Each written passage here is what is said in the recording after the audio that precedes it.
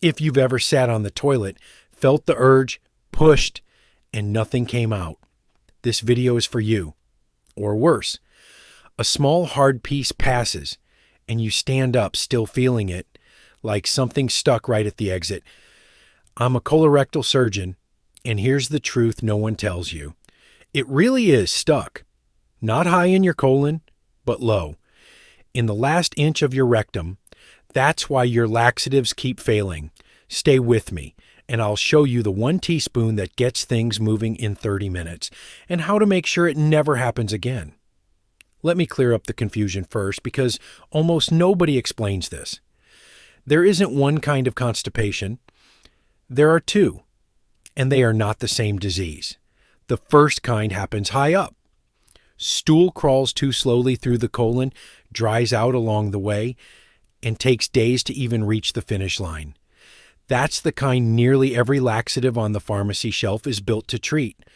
The second kind, your kind, is the opposite story. The stool already made the journey. It got all the way down to the rectum. And then, right at the door, it stopped. Doctors call this outlet constipation or dyschezia, and once you understand it, everything else makes sense. So picture the rectum as a holding chamber, the final stretch before the exit. Wrapped around the bottom of it is a muscle called the puborectalis, and it works like a sling. When you're upright, that sling tugs the rectum into a tight bend, almost exactly like a kink in a garden hose. That kink is a good thing most of the day. It's what keeps you from having accidents. But when it's time to go, that muscle is supposed to release and let the hose straighten out. If it doesn't relax, the stool slams into the bend and goes no further. And here's the cruel part. The longer it sits there, the more water your body quietly pulls back out of it, and minute by minute, hour by hour. That soft stool hardens into a dry, stubborn plug, wedged right at the gate. And this is exactly where most people make things worse. Because what do we instinctively do when nothing happens? We push, we bear down, we strain, we hold our breath and force. But straining does not open that kink. It clamps it tighter. You are pushing a hard plug against a closed bend, and all you earn for the effort is hemorrhoids, tiny tears called fissures, and, over time, even a prolapse. The harder you fight it, the more it fights back. So let's stop fighting and let's actually fix it. Why does this happen to you in the first place? Usually a stack of small things. Too little fiber, not enough water, and the very human habit of ignoring the urge when life gets in the way. Certain medications make it far worse. Opioid painkillers, iron supplements, and some blood pressure drugs all slow things down. Add a pelvic floor that has slowly forgotten how to relax, and the simple fact that all of this becomes more common with each passing decade, and you have the perfect setup for a stuck stool, especially after 50. Now, the rescue? The reason you clicked. When the stool is already sitting in your rectum, you don't need something that wanders through your entire digestive tract for 2 days. You need to soften the plug that is down there right now.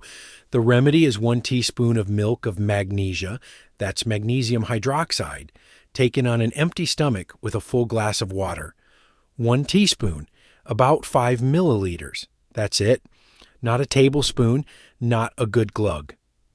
1 level teaspoon, because here, more is genuinely not better. Here's why it succeeds where everything else failed you. Magnesium hydroxide is what we call an osmotic agent, which is a fancy way of saying it pulls water out of the surrounding tissue and into the stool. So that hard, dry plug at the exit begins softening from the inside out. Within 30 minutes to a couple of hours, most people feel the urge return. And this time, things finally move. It works precisely because it acts where the problem actually is, instead of starting a slow march at the top of a colon that isn't the issue. A few honest cautions, because I'd be a poor doctor if I skipped them. Do not use magnesium hydroxide if you have kidney disease. Your kidneys are what clear magnesium from your body, and if they're struggling, it can build to dangerous levels. Be careful if you have certain heart conditions or take medications that affect your electrolytes. And if you're on prescription drugs, check with your own physician, because magnesium can interfere with how some of them are absorbed, so the timing matters. If you'd rather work even more locally, there's a second option that's often faster still: a glycerin suppository. You insert it into the rectum, and it goes straight to the scene of the problem, drawing in water and gently nudging the rectal wall to contract. Most people feel it working in 15 to 30 minutes, and it's available at any pharmacy without a prescription. What I'd steer you away from, especially as a regular habit, are the harsh stimulant laxatives built on senna or bisacodyl. They whip the bowel into contracting through irritation, which brings cramping and urgency now, and a bowel that becomes dependent on them later. For an occasional stuck stool, osmotic magnesium or a suppository is simply the smarter, gentler choice. But here is the secret almost nobody tells you, and it's the reason some people take the perfect remedy and still sit there for 20 minutes with nothing happening.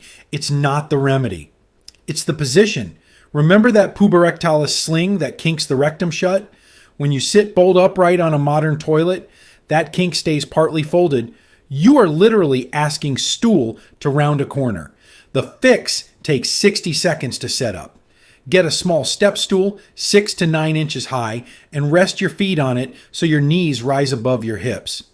Lean forward and let your elbows rest on your knees. That single move straightens the angle inside the rectum.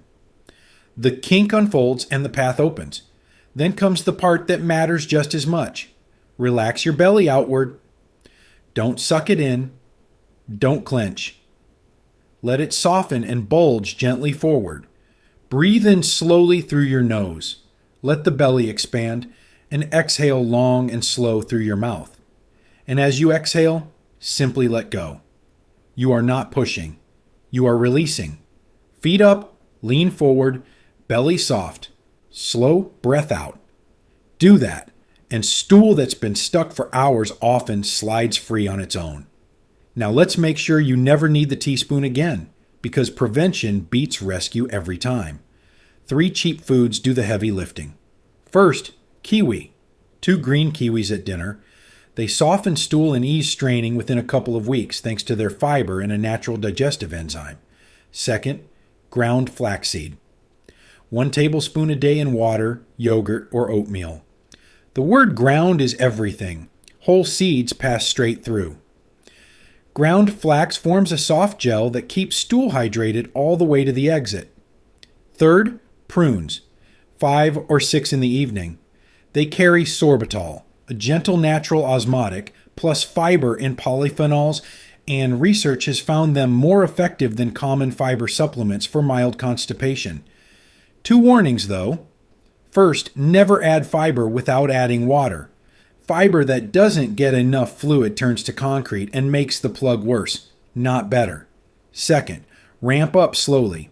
Tripling your fiber overnight just buys you bloating and gas. Add a little each week, drink alongside it, and above all, honor the urge. When your body signals it's time, go.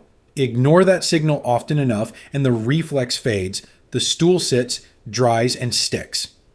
Listen the first time it speaks.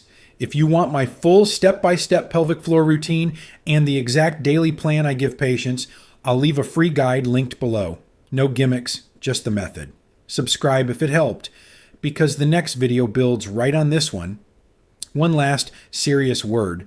Most stuck stool is mechanical and harmless, but see a physician promptly if you notice blood in the stool, especially dark blood or blood mixed through it. Unexplained weight loss alongside changing bowel habits.